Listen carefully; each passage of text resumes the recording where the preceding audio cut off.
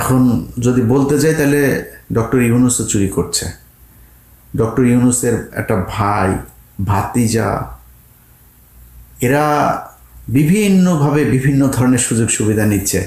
Doctor Yunus, আপনি দুধু খান, কিছুই বুঝেন না, আপনি একটা নিরীহ মানুষ, আহারে কিছু বুঝেন না।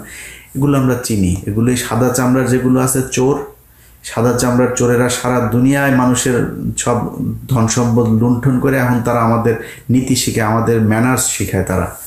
তা আপনি তো ওই চোরেদের কাছ থেকে ধিক্ষা নিয়েছেন, তো আপনি বুঝেন যে চুরি কেমনে ভদ্রভাবে। এই ধরনের চোরেদের কোনো নাই, মানে তার কোনো শত্রু হবে না। চুপচাপ কথা বলার ইয়েতে আপনি বুঝবেন, আপনার কথা বলে আপনাকে সেই করে সে যা করার সেটা করবে। সব চুরি করছে ডক্টর ইউনূস সাহেব নিজে, যে কারণে তার আশপাশের যত চোর আছে সব চোরেদেরকে সে শেল্টার দিচ্ছে। আপনি বলেন তো এই গত 1 বছরে ভারতের সাথে আমাদের কি সমস্যা হয়েছে? ভারত আমাদের চ্যানেল চালাইতে দেয় নাই, আমাদের টেলিভিশন চালাইতে দেয় না। ভারতের চ্যানেল চলছে, ভারতে ইলিশ মাছ পাঠাচ্ছে, ভারতের সাথে বাণিজ্য চলছে, ভারতের ওই করিডোর, তারপরে সব কিছুই তো আছে, কোনো কিছু বাদ আছে না। তার বন্দর এখনো ব্যবহার করছে, আমরা তাদের কাছ থেকে কিছু পাচ্ছি না। তো ইউনূস সরকার কি করেছেন? আদানির কাছ থেকে আরও বেশি হারে বিদ্যুৎ নিচ্ছেন আপনি। আর কি কিছু বাকি আছে নাকি? আর কিছু আছে যেটা ইন্ডিয়ার বিরুদ্ধে আমরা কোনো অ্যাকশনে গিয়েছে, কিছুই করি নাই। এটা হচ্ছে আই ওয়াশ। এগুলো আমরা ভুলে যাব না। এতগুলো মানুষের জীবনের বিনিময়ে বাংলাদেশটা নতুন করে তৈরি করার যে সুযোগ হাতছাড়া হয়েছে, এটার দায় ডক্টর ইউনূস এবং এই এখন যারা আছে তাদের সব কয়টাকে নিতে হবে। আপনাদের কারণে আজকে এই অবস্থা হয়েছে। আমরা গত 1টা বছর ধরে বলছি যে আওয়ামী লীগের বিরুদ্ধে আপনারা জিরো টলারেন্সে যান। কয়েকদিন আগে মাহফুজের উপর এখানে হামলা হলো, সেই হামলায় ঘুরায় পেঁচায় তারপরে গোলাম মর্তুজা এখানে প্রেস মিনিস্টার করে বানিয়েছে তারে। সে মানে নানান ধরনের তেনা পেঁচায় টাচায় তারপরে বোঝানোর চেষ্টা করলো। এটাতে আওয়ামী লীগের ওইরকম তেমন কোনো দায় নেই, এখানে কিছু উচ্ছৃঙ্খল ছেলে পেলে ছিল, তাদের কারণে এটা হয়ে গিয়েছে। দূতাবাস কোনো ব্যবস্থাই নেয় নাই। দূতাবাস থেকে বরং এখানকার সরকারের এজেন্সিরা যে ব্যবস্থা নিতে চেয়েছে সেটাকে তারা বাধা দিয়েছে, সেটাকে তারা নিরুৎসাহিত করেছে এখানে। এবং সেটার প্রমাণও আছে আমাদের কাছে। দূতাবাস থেকে বলা হয়েছে তাদের কাছে যে আমরা এটা নিয়ে কোনো ঝামেলায় যেতে চাই না। সেটা যদি ব্যবস্থা নেওয়া হইতো ভালো করে, তাহলে আজকে এই হামলা করার সুযোগ পেত না। এই হামলা করা হবে এটা দূতাবাসের, এরাও জানতো, এই কারণে এটা নিয়ে কোনো ঝামেলায় যায়নি। ভাই, আপনার তো কষ্ট নাই, আপনি তো এখানে পেয়েছেন আরামে। আমার দেখান না যে মন্ত্রী এই ইয়েতে ডক্টর ইউনূস ভাই, আপনারে তো আমরা কাজে লাগাইছি, কাজের লোকটোকে কাজে লাগাই না, আমরা কাজে লাগাইছি। আপনার মতো এই বালছাল এগুলি বাংলাদেশের জন্য জীবনে কোনোদিন কোনো কাজে আসেন নাই। আপনারা কেন কাজে লাগাইছি জানেন? খালি ওই যে ধর্মীয় গুটি খেলে না আওয়ামী লীগ, এই কারণে এই কয়েক মাস আপনার দরকার ছিল। আপনার মতো এরকম এই ভদ্র চোর, ভদ্র সুদখোর আমাদের দরকার নাই ভাই। আপনি এই দেশটারে, এই বিপ্লবটারে ড্যাশ মাইরা তারপরে ছেড়ে দিয়েছেন। আমরা এইরকম দেশ চাই নাই। এই কয়টা দিন যদি নাকি আপনি মনে করেন যে ন্যূনতম একটা শৃঙ্খলা, মানে কি হয় না যেটা আগে হতো না, মানে আগে হতো যেটা এমন কিছু আছে যে এটা এখন হচ্ছে না, কোনো কিছু ভালো হয়েছে, ঘুষ, সুদ, কোনো মারামারি, দখল, চাঁদাবাজি, সব কিছু হচ্ছে।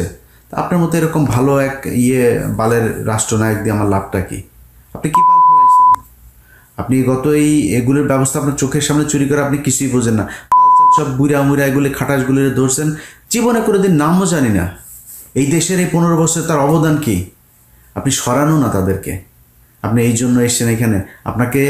আপনি যা ডিজার্ভ করেন তার চাইতে শত সহস্র কোটি কোটি গুণ আপনাকে বেশি সম্মান দেওয়া হয়েছে। আপনি আমার ক্ষমতা আসেন দেখে আপনার চ্যাটের বাল হয়ে গেছেন। আপনার তো মিয়া কামলার মতো কামে লাগাইছি আমরা। আপনার এইখানে থাকলে, আপনার মতো এরকম একটা সুদখোর যদি থাকে, তাহলে ইন্টারন্যাশনালি তারা আমাদের কিছু বলবেন, এই জন্য কামে লাগিয়েছে আপনার। আপনি এই দেশের জন্য জীবনে কোনদিন কিছু করছেন নাকি? আপনি ওইখানকার বাল ঘুরেন, খালি সারা দুনিয়ায় গার্লফ্রেন্ড আর মদ নিয়ে ঘুরেন, দেশের কোনো কাজ করছে? আপনি জীবনে কোনোদিন আজ পর্যন্ত কাজ করেছেন? কোনো কিছু করেন নাই। এখন সুযোগ পেয়েছেন, লুটপাট করে খাচ্ছেন। আপনার ওই যে ভতিজা যা আছে সব চিহ্নিত রে ভাই। হ্যাঁ, আপনার এক অপূর্ব চোদনে থাকতে পারে না মানুষ। এর কাছ থেকে নেয়, ওর কাছ থেকে নেয়, এখন বিশাল বড় এক নেতা হয়ে গিয়েছে। তো তো আওয়ামী লীগের লোকজনের সাথে ঘুরে ঘুরে এখানে এই যে বিশ্বজিৎ টিশ্বজিৎ এগুলির সাথে ধান্দাবাজি করে, ব্যাংক থেকে আইনে এখানে এনে তারপরে টাকা করে এই স্পন্সর করে। মেরিয়টে করেছে কয়েক লক্ষ ডলার খরচ করে তারপরে এখানে প্রোগ্রাম করেছে, কোনো মানুষজন নাই, খালি বাংলাদেশের বিভিন্ন ব্যাংক থেকে টাকা এনেছে। ধান্দাবাজি সবই হচ্ছে। এই দেশের কী উপকার হয়েছে, একটা সাধারণ মানুষের কী উপকার হয়েছে? যেই ছেলেগুলো মারা গিয়েছে তাদের তালিকা এখন পর্যন্ত করতে পারেন না এই সুদখোর ইউনূস। আপনারা এই বিপ্লবে আপনি যে ক্ষতিটা করলেন, এটার সুযোগ আপনার হাতে ছিল। বাংলাদেশের মানুষ আপনাকে একদম ব্ল্যাঙ্ক চেক দিয়ে দিয়েছিল, ব্ল্যাঙ্ক সাপোর্ট দিয়েছিল। যা মনে চায় করেন ডক্টর ইউনূস। আপনি আপনার কিছু লোকজনের চুরির সুযোগ দেওয়া ছাড়া আপনি কোনো কিছু করেন নাই। এই জন্য এতগুলো মানুষ মারা যায়নি। আমার পরিবার বাড়িতে থাকতে পারে নাই।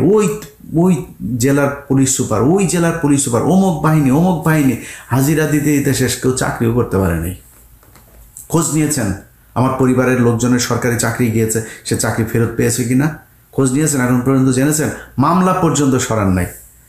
আপনাদেরকে ছাড়া দিব মনে করছেন, এইসব জেদ মনের ভিতরে চুপচাপ বসে আছে, অনেক সহনশীলতা দেখাচ্ছে।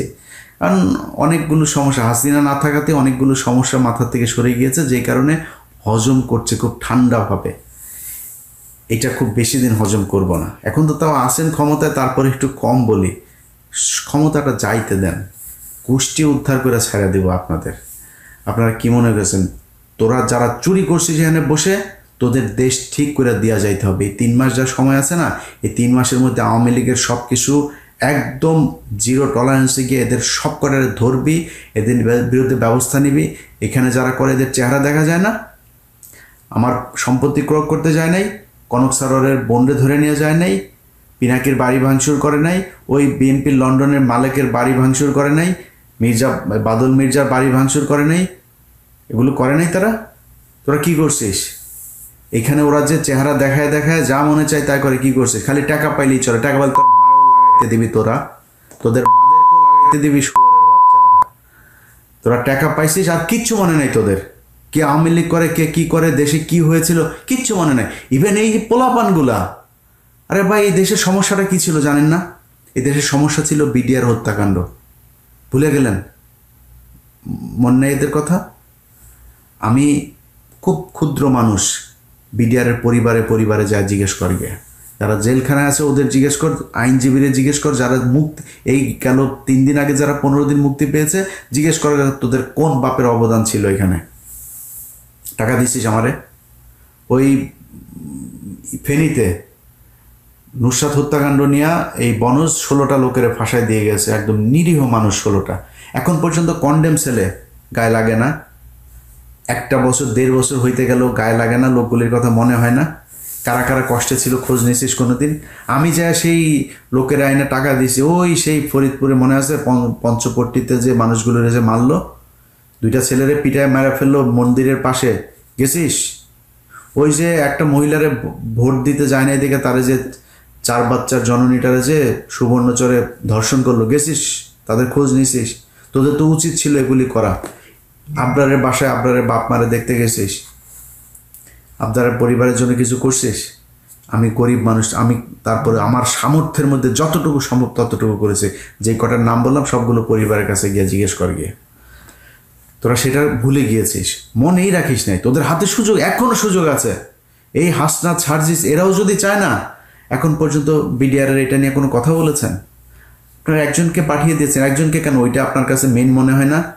ধান্দাবাজি করার জায়গা পান না? আপনাদের কিছু বলি না দেখে কি মনে করেন? এইগুলি করেন, এগুলির মানে কোনো দায় নাই। সময় যতদিন আসে না, এরপরে দেখাবো মজা। আমার এক বালের বাংলা এডিশন, বাংলা এডিশন বন্ধ করে দে। এক বালের বাংলা এডিশন নিতে গিয়া কত কাহিনী টাহিনী কইরা তারপরে আমার কাছ থেকে টাকা চায়, 1 কোটি টাকা চায়। এই মাহফুজের পিয়ন টাকা চায়, ওরে অডিও টডিও আছে, এরপরে অডিও পাঠাইছি, এরপরে অনুমোদন দেয়। তার আগ পর্যন্ত দেয় নাই, অডিও পাঠানোর পরে তারপরে অনুমোদন দেয়। ঠিক আছে ভাই। আর আরেক ব্যক্তির বলতেও ভাল লাগে না ভাই, সবাই ব্যক্তি আক্রমণ কত করব বলেন? শরীরে রক্ত টকবক করে, জানেন এই জিনিসগুলো যখন দেখি। আরে ভাই আপনার আওয়ামী লীগের লোকজন করবে যে ভাই আপনার ওই আমি কমেন্ট করবে এসে যে ভয় পাই। ভয় তো পাই রে, তোদেরকে ভয় না পাওয়ার কিছু আছে? তোরা একটা মানে একদম সহজ সরল মানুষের একটা দেশ, এদেরকে তোরা ধরে 15,000 মানুষের মেরে ফেলছিস। এটা তো তোর বাপ ছিল তখন। তোরা যুবতী মেয়েদেরকে ঘরে ঘুমাইতে দিস নাই, তোদের রক্ষী বাহিনী, তোদের এই যে তোর বাপের ভাগনা টাগনা যেগুলি ছিল এগুলি মিলে এগুলি করতো। তোরা তো হিংস্র। তোরা মানুষের গান পাউডার দেখে মারতে পারিস, 6 মাসের বাচ্চারে সব বোমা মেরে মেরে ফেলতে পারিস, তোরা মরা মানুষের উপরে জাম করতে পারিস, তোরা লগি বৈঠা দিয়ে মারতে, তোরা আগুন ধরাই দিতে পারিস জ্যান্ত মানুষের শরীরে। তোরা যা করছিস আমরা জুলাইতেও তোদের তো ভয় পাই। কিন্তু যদি নাকি জিজ্ঞেস করিস যে ভাই ফাইট করবেন নাকি, বল, তোরা ঘোষণা দে, কবে কোথায় কোন জায়গায় ফাইট করবি ঘোষণা দে। তোরা ঘোষণা দিয়ে বল তোদের ওই জায়গায় আসলে কারে বাল ছিঁড়তে পারিস।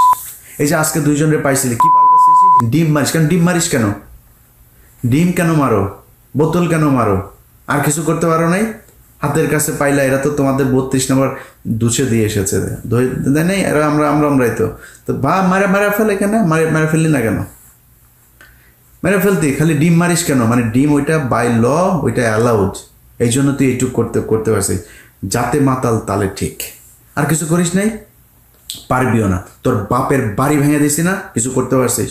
তোর বাপের বউ বা ছোট বাচ্চা টাচ্চা সব পিছিতে চাপ দিয়ে মারা ফেলছে না ডালিম বাড়ি, কিন্তু কিছু করতে পারছিলি?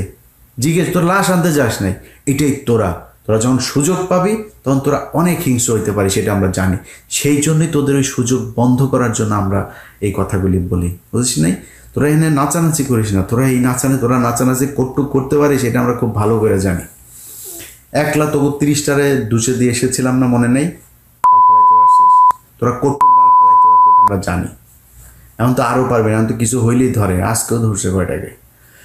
তো তোদের নিয়ে কথা বল না, তোরা এই আলোচনার ভিতরে আসিস না। কিন্তু যারা এই দেশটাকে ঠিক করার জন্য জীবন দিল, সেই মানুষগুলির জন্য ভাই আপনাদেরকে সরকার হিসেবে বসিয়েছে। এই সুযোগটা যদি আপনারা নষ্ট করেন এইভাবে, সময় আছে।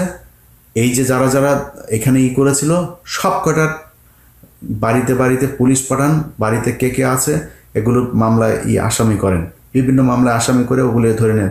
আপনি কুকুরের সাথে আপনি সুন্দর করে যদি আপনি ফুল দিয়া করেন, লাভ নাই ভাই, এদের বুঝায় লাভ নাই।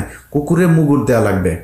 ওরা এখন পর্যন্ত সিদ্দিকের বাড়ি, সাদ্দিকের সব অর্থ সম্পদ সব কিছু দেশে আছে, ওর পাওয়ার প্ল্যান্ট ছিল, কোথায় কি আছে খোঁজ নেন। কিছুই করবেন না, আর আপনি মনে করেন খালি বসে চুরি করবেন আর আওয়ামী লীগ চুপ থাকবে। আপনাদের কারণে আওয়ামী লীগ এখানে এসছে।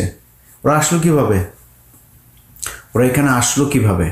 দেশ থেকে বের হইতে দিয়েছেন আপনারা, দিয়েছেন, এখনও দিচ্ছেন, এখনও টাকা পয়সা খায়, তারপরে আপনারা এগুলো করছেন। সো এগুলি বাদ দিতে হবে। এগুলো বাদ দিয়া তারপরে চুরি করেন, মনে করেন এগুলো কোনো সমস্যা না। আওয়ামী লীগের ব্যাপারে জিরো টলারেন্স আছে। আওয়ামী লীগের ব্যাপারে যে তাদের সাথে সমঝোতা করতে যাবে, যারা করবে, তাদের ব্যাপারে কঠোর অবস্থান নেওয়া হবে। আজকে মির্জা ফখরুল বলেছে যে আওয়ামী লীগ এবং জাতীয় পার্টিকে ভোটে তারা চায়, এই সামনের ভোটে এগুলি জবাব দেবে বাংলাদেশের জনগণ। আর এটা যদি বিএনপির যদি দলীয় বক্তব্য হয়ে থাকে, মির্জা ফখরুলের বক্তব্যের বাইরে দলীয় হয়ে থাকে, আমরা তো আস্তে আস্তে বুঝবো সামনে। বিএনপিকে খুব ভালোভাবে সাবধান করে দেই। যদি নাকি আওয়ামী লীগকে ফেরানোর চেষ্টা করেন, ভারতের পক্ষে কথা বলেন, সেই ভারত পাকিস্তান সেই নেগেটিভ আবার যদি নিয়ে আসতে চেষ্টা করেন, তাহলে কিন্তু একদম সরাসরি আপনাদের অপোজিট জায়গায় কিন্তু অবস্থান করবো। আমি আগের থেকে বলে রাখি ভাই, আমি এখনও বলি, আমি চাই আপনারা করেন, ক্ষমতায় আসেন। আমি এখনও চাই এখানে ভোট দেওয়ার যদি ব্যবস্থা হয়, আমি ধানের শেষে ভোট দেবো, একদম দেখায় ভোট দেবো, ধানের শেষে ভোট দিলাম, এটা দেখায় দিব। কিন্তু যদি নাকি ভাই আবার ফের ইন্ডিয়ান আমি কে তুমি কে বাঙালি টাঙ্গালি এইসব নিয়ে যদি নাকি কথা বলতে আসেন না, তাহলে কিন্তু নির্বাচনের সময় কিন্তু খবর আছে, একদম সরাসরি আপনার বিরুদ্ধে কাজ করা হবে। এবং রেজাল্ট কি হবে সেটা ডাকসুতে বুঝেছেন, সামনে বোঝানো হবে। সো খুব সাবধান। সরকারের যারা আছেন, সরকার থেকে যাওয়ার পরে কিন্তু সব কটারে কিন্তু এক এক করে ধরা হবে। তো সরকারের থাকা অবস্থায় এই যে যা ড্যামেজ করেছেন, এই ড্যামেজ পূরণ করে দিয়ে আসতে হবে। আওয়ামী লীগের হত্যা মামলার আসামিরা ঘুরে বেড়াচ্ছে, চোখের সামনে জুবাইয়ের সময় টিভিতে অফিস করে, কমলদের সময় টিভিতে অফিস করে। এগুলো আমাদের সাথে একদম সরাসরি গালের জুতা মারার মতো। এগুলো দেখলে আমাদের খারাপ লাগে। এটার সাথে যারা যে অবস্থানে আছেন, সময় টিভির মালিক পক্ষ হোক, যে যার জায়গা থেকে কিছু করেন নাই, আপনাদেরকে যেখানে যখন যেভাবে পাওয়া হবে সেভাবে ল্যাংটা করে দেওয়া হবে। অতএব এখনো সময় আছে। আওয়ামী লীগের ব্যাপারে ঐক্যবদ্ধ হন, আপনি আজকে ক্ষমতায় আসবেন, কালকে বিরোধী দলে হবেন, আবার ক্ষমতায় আসবেন, আবার বিরোধী দলে থাকবেন, কোনো সমস্যা হবে না, গুম খুনের শিকার হইতে হবে না। সো আওয়ামী লীগ এবং ইন্ডিয়ার ব্যাপারে পরিষ্কার অবস্থানে থাকতে হবে, দেশের সবার ঐক্যবদ্ধ হইতে হবে। যারা আজকে এখানে আহত হয়েছেন তাদের প্রতি সহমর্মিতা জানাই। আক্তার যারা সহ সবাইকে অনুরোধ থাকবে, যে কদিন এখানে আছেন সাবধানে থাকবেন এবং পরিস্থিতি যখন যেখানেই যাবেন আমাদেরকে জানাবেন। অবশ্য আপনারা তো নিজেরাই অনেক কিছু আব্দুল্লাহ, আপনাদের বুঝে লাভ নাই, আপনার জেনে যান, মঞ্চায় যায় বুঝে যান, মার খেলে খারাপ লাগে, তাই বললাম আর কি। আমরা এখানে থাকি ভাই, এই জায়গায় এদের বহু বালছাল দেখে আসছি আমরা, আমাদের কাছে এগুলি করতে আসেন। আপনারা 2 দিনের জন্য আসেন, আপনারা মারে এই মারে, খবরও দেন নাই তো, জানানো তো নাই। আপনি যে এখানে আসতেছেন বলছেন নাকি আমাদের তো সুযোগ ছিল। আর ভাই আমি ফোন দিলে তো 200-400 মানুষ তো 1 ঘন্টার ভিতরে এখানে এসে হাজির হবে, বলেন নাই তো। নিজেই আব্দুল্লাহ ওই যে দেশে যেগুলি করেন ওগুলি করেন, ওরে ছাড়ান, ওই থানায় গিয়ে ওরে ছাড়াই দেন, এগুলো করলে এরকমই হবে। আমি ঠিক 5 তারিখের পর কথাগুলো বলেছিলাম, রাস্তাঘাটে পেটুনি খাবেন, সেগুলো খাচ্ছেন এখন। আল্লাহ হাফেজ।